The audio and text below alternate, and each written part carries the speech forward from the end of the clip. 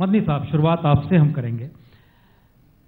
ऐसा क्यों है कि प्रधानमंत्री बनने के बाद नरेंद्र मोदी गुजरात से दिल्ली पहुंचे और सवालों का सिलसिला शुरू हो गया कि मुस्लिमों को लेकर राजनीतिक तौर पर ध्रुवीकरण भी हो रहा है और इस दौर में मुस्लिम समुदाय असुरक्षित भी है। यह सवाल परसेप्शन के तौर पर है या यकीनन यह हकीकत जमीन की है? आपने क्या महसूस किया है? मुस्लिम समाज इस देश में असुरक्षित है। मैं समझता हूं कि मुसलमानों में को इस तरह का कोई ख्याल, कोई भावना नहीं पाई जाती है। असुरक्षा की भावना किसी एरिया में तो हो सकती है, किसी हंगामे की वजह से, किसी झगड़े की वजह से, लेकिन इन जनरल अगर आप देखेंगे कंट्री में तो ऐसी किसी भावना का वजूद मेरे ख्याल में तो नहीं है कि सोसाइटी, मुस्लिम सोसाइटी ऐसा सोचती हो कि वो असुरक्षित है। मैं ऐसा नहीं, आपके इस ख्याल से मैं पार्लियामेंट के भीतर बहस हो रही थी और उस पार्लियामेंट की बहस में विपक्षी राजनीतिक दलों ने जो मुद्दे उठाए थे उसमें इस बात का बहुत स्पष्ट तौर पे लोकसभा और राज्यसभा दोनों जगह पर जिक्र किया था कि जब से सरकार आई है सांप्रदायिक हिंसा में इजाफा हुआ है। किसी हद तक वो बात दुरुस्त है कि कुछ कुछ सर्टेन एरियाज ऐसे हैं जहां टेंशन बढ़ी है, जहां वारदातें बढ़ी हैं और हादसा हुए हैं, तो उस कॉन्टेक्स्ट में वो कर रहे होंगे। ऐसे कुछ कुछ एरियाज हैं जहां हुआ है, बिल्कुल। लेकिन अगर आप पूरे देश की बात करेंगे तो वो ऐसा ख्याल मुनासिब नहीं है, मैं उससे मुत्तफिक नहीं हूं। राजनीतिक तौर पर राशिद साहब, ये बात क्यों बार बार निकल कर आती है कि इस देश में मुस्लिम्स को एक वोट बैंक के तौर पर ट्रीट किया गया और मुस्लिम्स किसी भी इशू पर झटके में एक हो जाते हैं? ये बात क्यों निकल कर आती है? देखिए, ये तो सही है कि बहुत सारे राजनीतिक दल मुसलमानों को वोट बैंक के तौर पर इस्तेमाल करते रहे, कोई शुबा नहीं। लेकिन ये कहना कि वो एक साथ इकट्ठा हो जाते हैं, एक आवाज पे इकट्ठा हो जाते हैं, इससे मैं इत्तफाक नहीं करता। लेकिन ये सही है कि जब से ये सरकार आई है उन्हें डराने की कोशिश की जा रही है। ये एक अलहदा बात है कि वो डरने को तैयार नहीं, लेकिन डराने में कोई कमी नहीं छोड़ी जा रही। नहीं, इसके बिल्कुल उलट मदनी साहब कह रहे हैं, बोलते हैं कि ऐसी स्थिति ही नहीं है। मदनी साहब की अपनी राय है।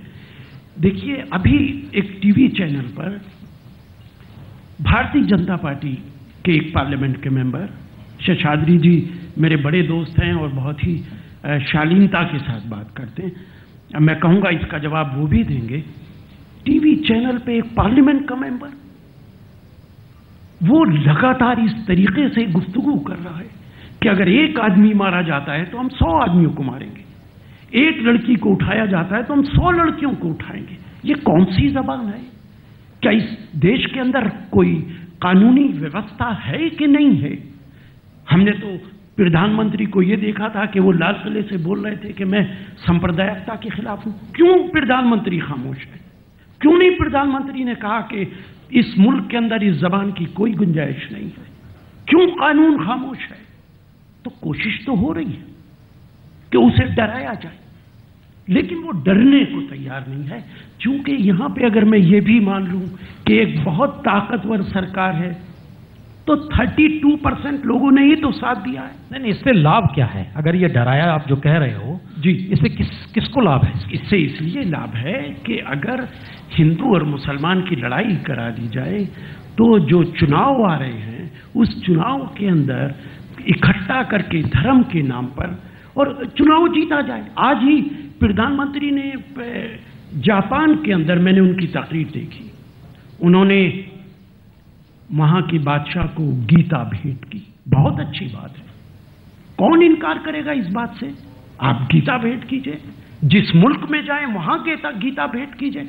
लेकिन अपने भाषण में उन्होंने कहा कि मैं ये जानता हूं कि मेरे मुल्क में जो सो कॉल्ड सेकुलर लोग हैं उनके माथे पर बल पड़ जाएगा, वो मुझे क्रिटिसाइज करेंगे, लेकिन उनकी रोजी रोटी भी चलनी चाहिए। बहुत अदब से कहना चाहता हूं, क्या विदेशी सरजमीन पर देश का प्रधानमंत्री सिर्फ एक पार्टी का प्रधानमंत्री है? क्या विदेशी जमीन पर आप ये कहेंगे कि मेरे यहां एक तबका मेरी मुखालफत करेगा, इसलिए क्या आप गीता प्रेजेंट कर रहे हैं? क्या ये उचित था? क्या आप पूरे देश के प्रधानमंत्री नहीं हैं? आपकी उंगली किसी राजनीतिक दल की तरफ थी, किसी समुदाय की तरफ थी, इसका तो उचित जवाब वही दे सकते, लेकिन यह बात मुनासिब नहीं। क्या इस देश में राजनीतिक तौर पर हिंदू या मुस्लिम शब्द का इस्तेमाल करके लकीर खींची जा सकती है, जबकि इस देश में न्यूनतम जरूरत पूरा करने की स्थिति में भी सरकारें आजादी के बाद से नहीं आ पाई है? और ये सुरक्षा और असुरक्षा वाकई उस पेट और जिंदगी जीने की जरूरत से जुड़ चुकी है, जहां आपको सहूलियत मिल जाती है एक शब्द उछालने से। सुबह होता है, एक शब्द उछलता है हिंदू, तबाही मच जाती है मीडिया चैनल्स पर। मीडिया में नहीं, पूरे सरकार के भीतर नेता निकल कर आते हैं। क्या यह शब्द कहीं आपको आश्रय देता है एक तबके को और दूसरे को डराता है? क्या ये स्थिति में देश आ गया है? मंदी साहब, जो भी ऐसी भाषा बोल रहा है, बोलने की कोशिश कर रहा है, वो अपने काम में कामयाब नहीं होगा, अपने मकसद में कामयाब नहीं होगा। हो सकता है कुछ शॉर्ट टर्म उसको बेनिफिट हो भी जाए, लॉन्ग टर्म वो अपने मकसद में कामयाब नहीं होगा। इस मुल्क के लोग,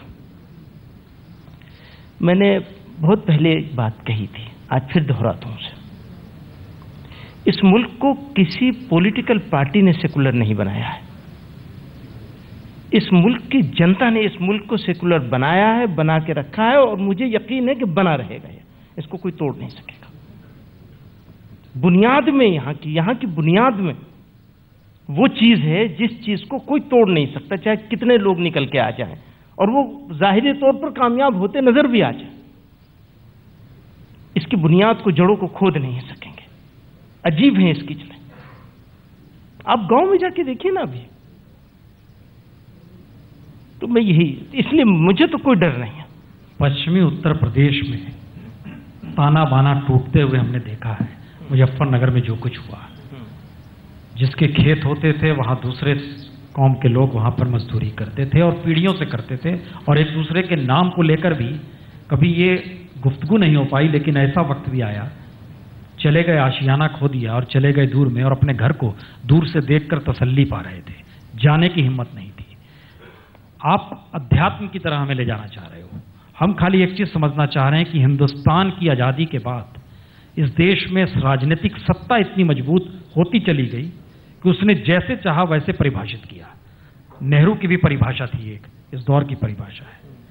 हम शेषाद्री चारी साहब, एक सुबह अचानक उठे अशोक सिंघल साहब, एक कैमरे वाले को बुलाया उन्होंने और कह दिया हमें मुसलमानों के वोटों की जरूरत नहीं है। हंगामा मच गया देश में, और ये बात लगातार बीजेपी के भीतर से निकल आई, देखिए हमें जरूरत नहीं है आपके वोटों की। ये मैसेज क्या है? सेक्युलरिज्म ये इस देश के खून में, ये हमारे डीएनए में है। परंतु होता क्या है कि जब चुनाव का माहौल शुरू हो जाता है, जैसे ही चुनाव का माहौल शुरू हो जाता है, सब अपने अपने खेमे में, चुनाव में राजनीतिक दल इन सभी चीज़ों को बांटना शुरू करते हैं। इसीलिए मुझे ऐसा लगता है कि आज जो घटनाएं हो रही हैं, उस घटना को थोड़े समय के लिए चुनावी माहौल से बाहर आकर देखना चाहिए, और हमें ये सोचना चाहिए सभी राजनीतिक दलों को, इंक्लूडिंग बीजेपी में कह रहा हूं, कि ऐसे कैसे माहौल क्रिएट किया जाए जिससे इन सभी विषयों के परे हम जा सकेंगे। इसी बात को नरेंद्र मोदी जी ने 15 अगस्त के भाषण में कहा था कि हमारे जो कंटेंशियस मुद्दे हैं उनको हम कम से कम 10 साल के लिए दूर रखें। और जहां तक एक विषय है, जहां तक वो भगवत गीता का मामला है, मुझे लगता है कि वो अच्छा था, उनके जो संकेत थे वो तथाकथित जो सूडो सेकुलर लोगों के लिए था। इसीलिए आपको बहुत ज्यादा चिंता नहीं होनी चाहिए। नहीं, चिंता है शेषाद्री जी। अगर विदेशी धरती पर ये सवाल विदेश की धरती में अक्सर हम देश की अपनी जो परेशानी है वो नहीं बोलते है, तो चिंता तो खड़ी होगी।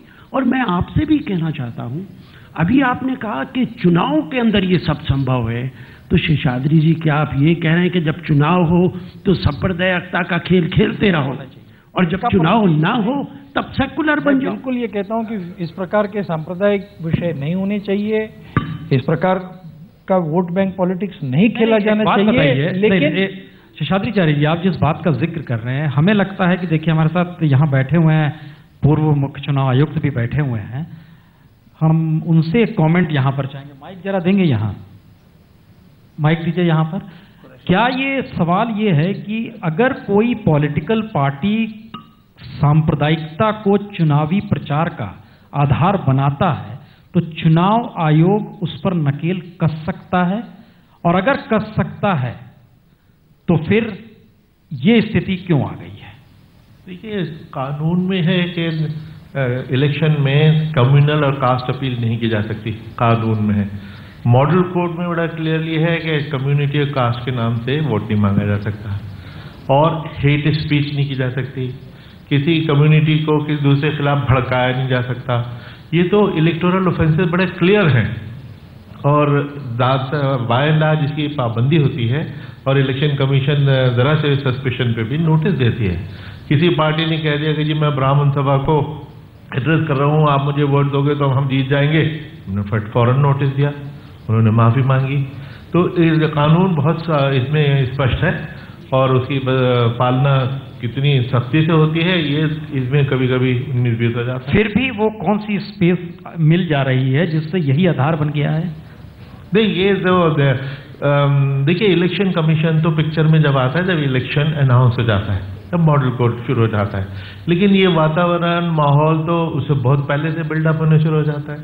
ये जो कुछ डैमेज हो गया इलेक्शन आने तक, उसके बाद पॉलिटिकली करेक्ट लैंग्वेज लोग बोलने भी लग जाएं, डैमेज इज डन। लेकिन इलेक्शन कमीशन का रोल तो शुरू जब होता है जब वो इलेक्शन की शेड्यूल अनाउंस करते हैं, उससे पहले तो कोई रोल नहीं, हम देखते रहते हैं।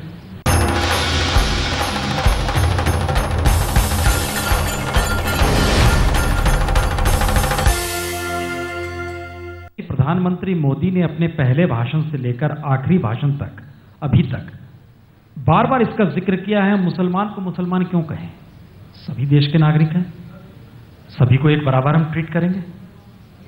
ये परिभाषा ठीक है? इसमें क्या नुकसान है? कोई नुकसान नहीं है ना? इसमें क्या नुकसान? फिर ये सवाल क्यों आया कि इस देश में 14% मुस्लिम है, लेकिन नौकरशाही में सिर्फ 2%, 2.25% है? ये सवाल तो बिल्कुल सही है, ये भी सही है बिल्कुल। क्यों सही है ये? फिर क्यों? देश के नागरिक के हिसाब से हम देखें भाई, नागरिक के हिसाब से देख रहे हैं तो हम ये देख रहे हैं कि खास तौर से एक ही समुदाय क्यों बिछड़ रहा है। फिर समुदाय क्यों आ गया?